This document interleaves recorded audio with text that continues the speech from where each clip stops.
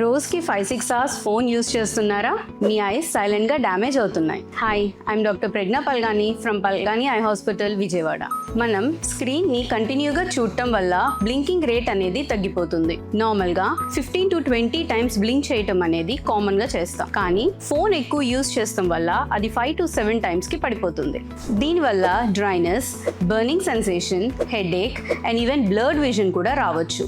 Long టర్మ్లో ఇది I స్ట్రెయిన్ని పర్మనెంట్గా ఇంక్రీజ్ చేస్తుంది. అందుకే సింపుల్గా ఒక హ్యాబిట్స్ ఫాలో అవ్వాలి. Like 20-20-20 rule. ఇదేంటంటే ప్రతి 20 మినిట్స్కి 20 సెకండ్స్ బ్రేక్ తీసుకొని 20 feet అపార్ట్లో చూడాలి. దీనివల్ల ఐస్కి రిలాక్సేషన్ ఇస్తుంది. ఈ చిన్న హ్యాబిట్స్ చేంజ్ చేస్తే చాలు, మీ ఐసైట్ని ప్రొటెక్ట్ చేసుకోవచ్చు. ఈ సిమ్టమ్స్ కంటిన్యూ అయితే కనుక రెగ్యులర్ ఐ చెకప్స్ అనేవి కంపల్సరీ.